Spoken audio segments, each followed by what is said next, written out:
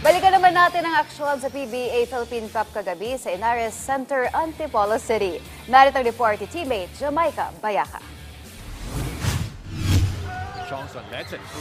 Ipinagpatuloy ng defending champion San Miguel Beermen ang kanilang turnaround upang umabante sa 3-2 record katabi ang Converge Fiber Xers sa standings ng PBA Philippine Cup. Sa laban nitong linggo ng gabi sa Inares Center, Antipolo City, umatangkada si Wami Tiongson sa huling yugto ng laban nang makuha ng Beermen ang 96-90 na panalo kontra Converge. Lahat ng 14 points si Tiongson ay nagmula sa fourth quarter na nagbigay daan sa ikatlong sunod na panalo ng San Miguel.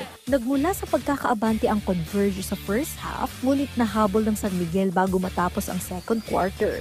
Naitala ni Junmar Fajardo ang 24 points, 16 rebounds, 4 assists at 2 blocks habang may 13 points, 7 rebounds at 5 assists naman si CJ Perez. Nabantayan naman nila ang rookie na si Juan Gomez de Llano na nalimitahan lamang sa 8 points at 2 of 10 shooting.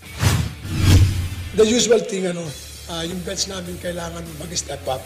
And we have a lot of respect dito sa Converge dahil for me, they are a contender in this conference.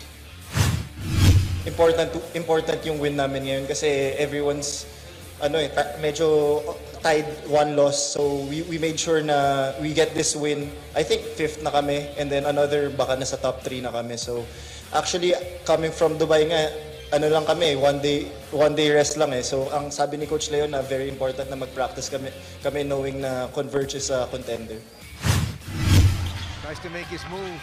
Falling away, yeah. Pagdating naman sa second game, mukhang binalikan ni Japes Aguilar ang kanyang prime form na pinangunahan na ang Barangay Ginebra San Miguel sa 104-74 na panalo kontra NLEX Road Warriors. Umarangkada si Aguilar sa second half ng laro. Nagtapos siya na may 25 points, 5 rebounds, 1 assist at 1 block. Sinimulan ng Ginebra ang laban sa isang 11-0 run. Ngunit naibaba ng NLEX ang lamang sa 7 sa halftime 40-33. Pero pagdating ng third quarter, muling naghari si Japes sa back-to-back baskets na nagpalayo sa Gene Kings. May tulong din mula kina Scottie Thompson at Troy Rosario na pumukol ng mga 3. Pagsapit ng fourth quarter, sunod-sunod ang opensa ni Aguilar. Isang 3-point play at 2 day-ups para itakda ang 20 puntos na kalamangan. Sinigurado ni na Ralph Koo at Stephen Holt ang panalo sa pamamagitan ng kanilang mga 3 points.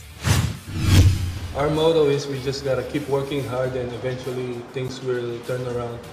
And we're happy in our defense because that was the one that is consistent throughout the games.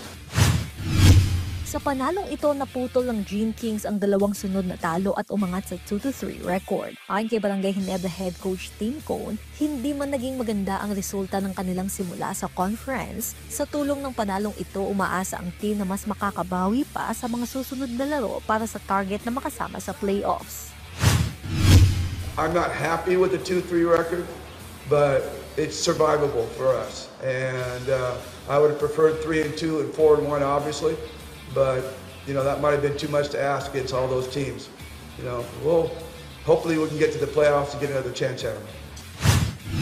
Magpapatuloy ang mga bakbakan sa Miyerkules, November 5 sa Ninoy Aquino Stadium. Jamaica Bayaca para sa atletang Pilipino, para sa bagong Pilipinas.